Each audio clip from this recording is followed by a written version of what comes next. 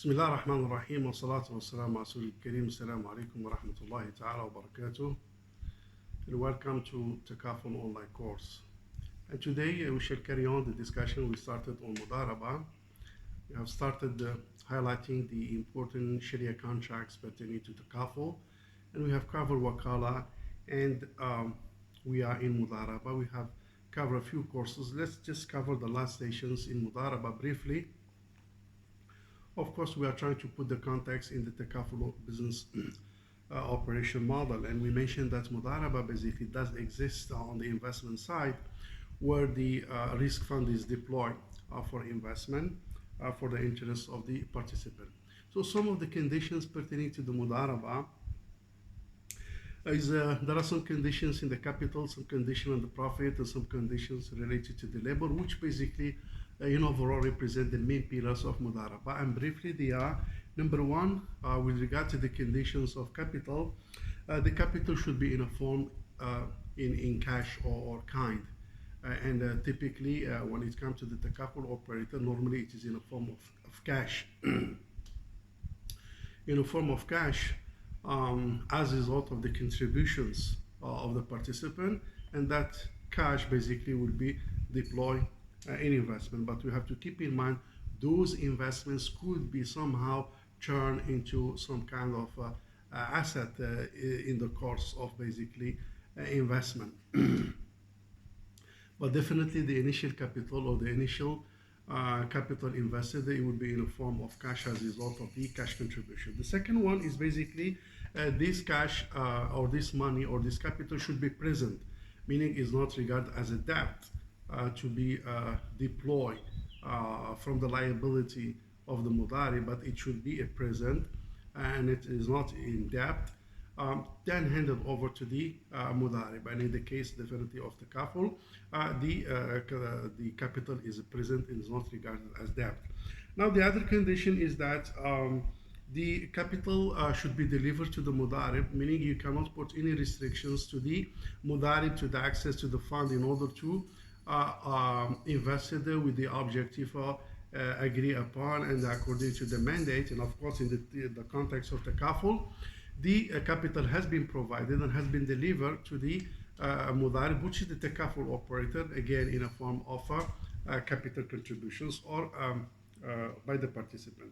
The other conditions is that the capital providers should have no control over the capital, meaning that the capital provider shouldn't prevent the Mudarib from accessing to the capital, from managing the capital, from the investment. So he has no restrictions, no control that may disturb how the Mudarib will run the mandate of the investment. And of course, in the term of the context of the Takaful, so the fund is available, and basically the Takaful operator has full access to the capital for the objective of the investment. The other requirements is that the capital should be known in terms of quality and quantity, meaning this is to remove the potential ambiguity when it comes to the amount of the capital, because later on it could be somehow disputed how much I gave you.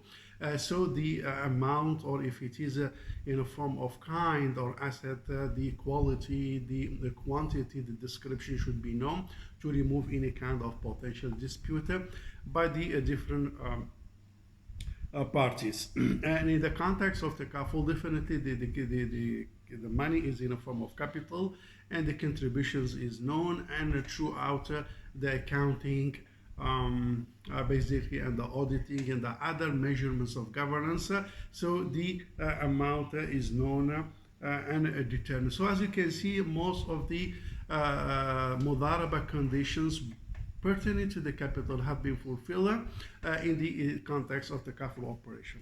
Now, if we move briefly to the profit, a profit that should be determined in Mudarabah should be in a form of percentage, in a form of profit sharing ratio, meaning 50%, 50%, 30%, 70%, and so on and so forth.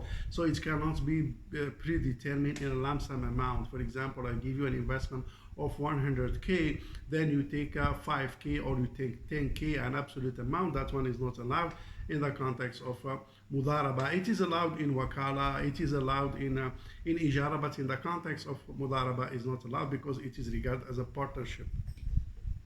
And it is an equity structure per se.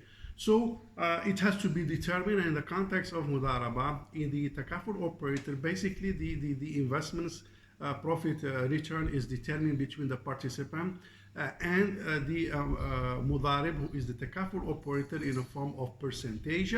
So the Takaful will take its share and the participant will take their share. The other the other requirements of the profit, that this profit should be predetermined, number one, and known in advance before the Mudarabah started. And this is to avoid any kind of potential dispute in the future between the different parties involved in the investment of Mudarabah. And in the context of Takaful, definitely in the term of policy and all the informations of term of references and TNC, with regard to the policy, you may see those information has been disclosed. So the issue has been predetermined before, at the beginning, before the Mudarabah started in the first place.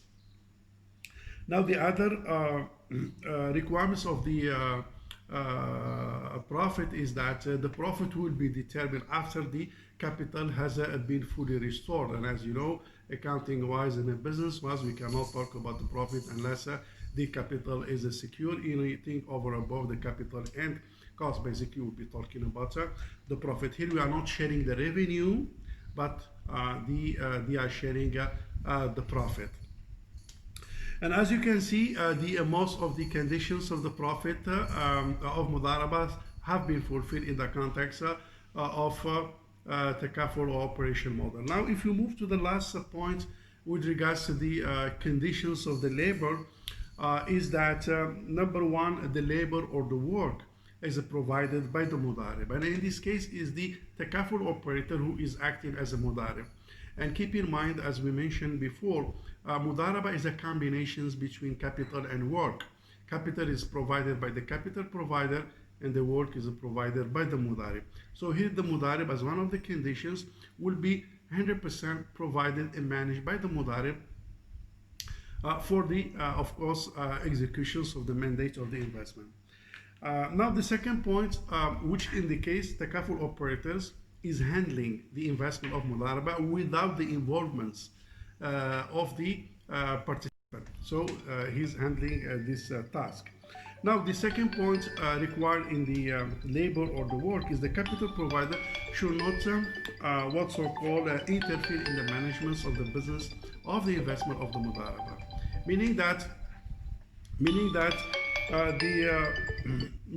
the participants should not put any kind of restrictions and should not interfere in a day-to-day business management of the Takaful operator, or basically in this case the Mudarib. Mudarib has the liberty, has the freedom through the scope, through the mandate, through the normal responsibility of the Mudarib to manage and run the investments according to his expertise and the norm of the market.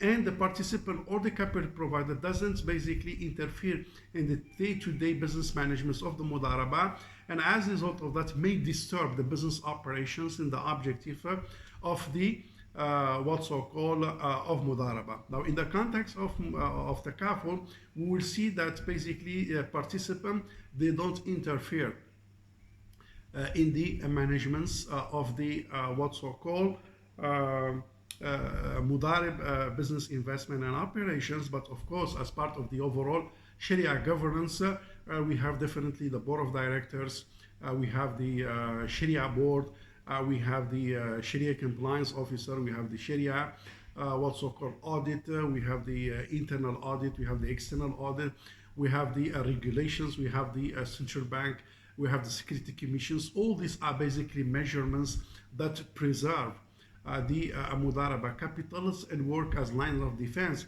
to ensure that no breach of terms and conditions, no misconducts, no violations of any objective of Mudarabah.